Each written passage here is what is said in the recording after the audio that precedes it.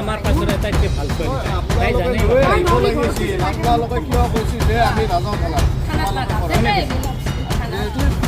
দায়িত্বই হয় তাৰে লৈ আমাৰ ক্লাছে নাই ঘৰ নাই মই কেনেকৈ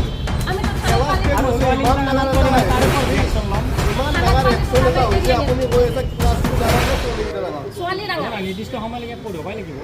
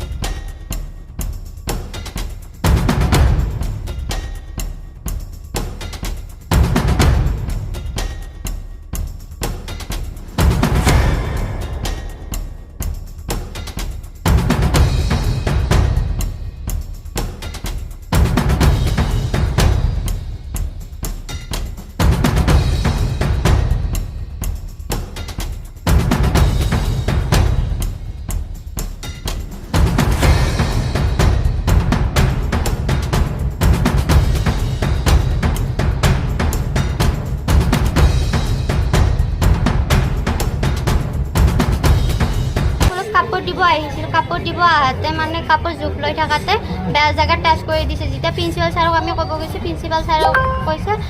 তহঁতৰ ইজ্জত দি কি হ'ব আৰু তহঁতে স্কুলৰ বদনাম ওলাই দিছে তাৰ মেম এটা আমাৰ বিৰুদ্ধে মাত দিয়াৰ কাৰণে মেমটোক চৰাইছে কোনে চৰাইছে প্ৰিন্সিপাল ছাৰ কি নাম যাব প্ৰদীপ ছাৰ কি বিচাৰা এতিয়া তোমালোকে আমাক ন্যায় দিব লাগিব কাৰণ কি এতিয়া আমি আপি ছোৱালী বুলি আমাৰ কি ন্যায় নাথাকিব নেকি আমাৰ ইজ্জত ৰাখো কি মূল্য নাই নেকি মানে আমাক হেৰি কৰিছে আৰু যোনমা মানুহ আহিছে আমাক বয়া জেগাত টাচ কৰি কাৰণে মানে হেৰি কৰিছে যেতিয়াই প্ৰিন্সিপাল ছাৰক ক'লো প্ৰিন্সিপাল ছাৰে মানে আমাক গালি হেৰি কৰিছে কৈছে আমাৰ আপি যদি আৰু মূল্যই নাই তো চাগে 15 মান হ'ব 54 মান হ'ব 54 মান হ'ব ল'ৰাটো মানে ইমান মানে ফাদা সিধা হৈছে মানে চকুৰে এনেকৈ ইমান বেয়া নজৰত চাই আহিছে এনেকৈ থাকাতে মানে বেয়া জেগাত টাচ কৰি দিছে আৰু মোক বুলি নহয় বহুত ছোৱালীক কৰিছে বহুত জোৰকৈ টাচ কৰিছে সেইটোৰ কাৰণে আমাক ন্যায় দিব লাগে বহুতে ভয়তে আহিবই পৰা নাই প্ৰিন্সিপাল ছাৰে কিবা ক'ব কিবা প্ৰিন্সিপাল ছাৰে ক'ব গৈছে প্ৰিন্সিপাল ছাৰে মাৰিব খুজিব আৰু প্ৰিন্সিপাল ছাৰে কৈছে তহঁতে এইটো কথাটো কাকো নকবি বাহিৰত গ'লে বদনাম হৈ যাব স্কুলটো বদনাম উঠিব কাৰণে খুজি আছা তহঁতে এনেকৈ কৈছে আৰু কৈছে যদি কিবা হয় তহঁতক স্কুলৰ পৰা চবকে ওলাই দিম আমাৰ এই কাপড় এটা মানুষ এসে কাপড় দিব কাৰণে কাপড় দিওঁতে বেয়া জেগাত আমাক টাচ কৰিছে প্ৰিন্সিপাল ছাৰৰ ওচৰত গৈছোঁ প্ৰিন্সিপাল ছাৰে কৈছে যে স্কুলৰ বদলা মুঠিবৰ কাৰণে আমাক কৈছে ক'ব কাৰণে মানা কৰিছে আৰু হেৰি আৰু মেমে ছাৰক আমাৰ ওপৰত মাত দিয়াৰ কাৰণে মেমক মাৰিছে ছাৰে ছোৱালীকেইজনে অভিযোগ কৰিছে যে যি কাপোৰ দিব আহিছিল তেওঁলোকে ছোৱালীকেইজনে বেয়া জেগাত টাচ কৰিছে আচ্ছা আমাৰ দেৱাশীষ সাহা বুলি এজন মানে হেৰি আৰু তেওঁ প্ৰপাইটৰ হয় তেখেতে আমাৰ স্কুলত ইউনিফৰ্ম যোগান ধৰিছিল গতিকে ইউনিফৰ্মৰ আমাৰ কেইযোৰামান ইউনিফৰ্ম সৰু হৈছিল আজি সেইখিনি এক্সচেঞ্জ কৰি দি যোৱাৰ কথা আছিল আৰু সেই সময়ত মই ৰুটিনৰ কামত ব্যস্ত আছিলোঁ তাৰপিছত মোৰ ফ'ৰ্থ গ্ৰেড এজনে ফোন কৰিলে যে ছাৰ ইউনিফৰ্ম আহিছে মই বোলো তোমালোকে এটা কাম কৰা তোমালোকে বিতৰণটোত তেওঁলোকক যাব নিদিবা তেওঁলোকৰ হতুৱাই তোমালোকে ডিষ্ট্ৰিবিউশ্যনটো কৰা তোমালোক প্ৰেজেণ্ট থাকিবা তাৰপিছত মই গৈ দেখিলোঁ যে ঠিকে আছে ডিষ্ট্ৰিবিউশ্যন চলি আছে তাৰে কিছু সময় পাছতে ছোৱালী 4জনী আহিছে আহি পেলাই মোক কৈছে ছাৰ এটা কথা হৈছে বোলে কিনো মা কৈছে ছাৰ আমাৰ বডি টাচ কৰিছে হা কোনে বডি টাচ কৰিছে কৈছে ছাৰ এই বুঢ়াটোৱে মই বোলো কোন বুঢ়া এইটো তাৰপিছত মই ছোৱালীকেইজনক লগত লৈ য'ত মানে ডিষ্ট্ৰিবিউশ্যন চলি আছে তালৈকে গ'লোঁ যাই পেলাই মই বাকী ছোৱালীখিনিক কৈছোঁ তোমালোকে অলপ ৰ'বা মই বাকী এই কথাটো মই সোধোঁ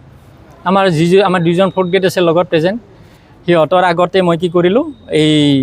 মানুহজনক মই সুধিলোঁ বোলে এনে এটা অভিযোগ পাইছোঁ ছোৱালীকেইজনী কি কয় শুনক আপুনি ছোৱালীকেইজনী গোটেই একেমুখে কৈছে আৰু যে ছাৰ এওঁ আমাৰ বডি টাচ কৰিছে তেতিয়া এটা মানুহজনে কৈছে যে মইতো বডি টাচ কৰা নাই মই কি বডি টাচ কৰিলোঁ মই কেৱল জোখটোহে লৈছোঁ তোমালোকৰ বেলেগটো কৰা নাই কৈছে নহয় ছাৰ মোক বাৰে বাৰে কৈছে ছোৱালীটো বডি টাচ কৰিছে মই বোলো কৈছোঁ যে আপোনাক এটা কথাতে কিন্তু মই কিন্তু এফআইআৰ দিম আপোনাৰ ওপৰত যদি ছোৱালীৰ ওপৰত এনেকুৱা ধৰণৰ কিবা হেৰি কৰিছে মই কিন্তু আপোনাক মানে মই কি কৰিম মই কিন্তু এফআইআৰ দিম তাৰে পিছত মই কি কৰিলোঁ ছোৱালীকেইজনী ক'লোঁ তোমালোকে যোৱা তাৰ ব্যৱস্থা কৰিম তোমালোকে এখন মোক লিখিত জনোৱা ছোৱালীকেইজনী গ'ল যোৱাৰ পিছত মই ষ্টাফ মিটিং এৰেঞ্জ কৰিলোঁ যে ছোৱালীবিলাকে এই দৌৰা-দৌৰি কৰে, এই ক্লাছৰ বাহিৰত যাই পেলাই কেতিয়াবা এই হেৰিত যায়, আপোনাৰ ইকো পাৰ্কত যায়, কিবা কিবি কৰে। সেইকাৰণে মই এখন বোলো সকলোৰে দায়িত্ব আৰু কৰ্তব্য আছে, শিক্ষকখিনি নিয়ম সময়মতে আহক আৰু সময়লৈকে থাকক আৰু আপোনালোকে অলপ চোৱা চিতা কৰিব। ইতিমধ্যে মই ষ্টাফ মিটিং চলি থাকাতে আমাৰ পুলিচৰ প্ৰশাসনৰ তৰফৰ পৰা তেখেতসকল যাই পেলাই মোৰ পৰা তেনেকুৱাকৈ এটা লিখিত হেৰি বিচাৰিছে, আৰু সেই মৰ্মে মই ইয়ালৈ আহিছোঁ। গতিকে মোৰ কথা হৈছে কি, যদি প্ৰকৃত দোষী কেতিয়াও সাৰি যাব নালাগে, আৰু ছোৱালীকেইজনী ষ্টেটমেণ্ট লোৱা হওক, আৰু সেই মানুহজনৰো ষ্টেটমেণ্ট লোৱা হওক, আৰু যদি বেয়া কাম কৰিছে তাক কঠোৰভাৱে একশ্যন লোৱাৰ কাৰণে ময়ো বিচাৰোঁ। কি কৈছে? আৰক্ষীক খবৰ কোনে দিছে মই সোধা নাই এতিয়ালৈকে। তাৰপিছত যেতিয়া আৰক্ষী দল মোৰলৈকে গ'ল, মোৰ মিটিং চলি আছিল, তেখেতসকলে কৈছে যে আপুনিও থানালৈ আহক, আৰু ছোৱালীকেইজনী তাতে গৈ বাইট দি আছে, গতিকে আপুনি আহক আৰু আপোনাৰ ষ্টাফৰ কোনোবা এজন আহক। যিহেতু সেই দুজন মোৰ ফ'ৰ্থ গ্ৰেড আছিলে প্ৰেজেণ্ট, এজনক মই লৈ আহিলোঁ। লৈ আহি পেলাই মই কি কৰিলোঁ, তেওঁক মই লৈ আহিলোঁ, বোলে এওঁ কওক, আচলতে তেওঁ সাক্ষী হিচাপে আছে। এই কথা এইখিনিয়ে। সেইটো ৰুমত CCTV নাই, সেইটো ৰুমত নাই, বাৰাণ্ডা চাৰাণ্ডা আছে এইবিলাকত, কিন্তু সেইটো ৰুমত নাই। এইটো বোকাত মিছা কথা। মই শিক্ষকক তেনেকুৱাকৈ বেয়া ব্যৱহাৰ কৰা কোনো প্ৰশ্নই নুঠে। কাৰণ কিয়, মই টিচাৰবিলাকক কৈছোঁ যে আপোনালোকে ক্লাছত যাওক, আৰু শুনক, ৰাতিপুৱা এটা তেনেকুৱাকৈ আপোনালোকে প্ৰাৰ্থনাৰ সময়তো গণ্ডগোল কৰিছে, কিছুমান বাহিৰত আছে, এইটো আজি ভৱিষ্যতে হ'ব নোৱাৰে, আপোনালোকে বাহিৰত তেনেকুৱা ধৰণৰ বেলেগ কথা আৰু আহিবই নোৱাৰে এইটো। আৰু শিক্ষকক তেনেকুৱা ধৰণৰ অপদস্থ কৰা প্ৰশ্নই নুঠে।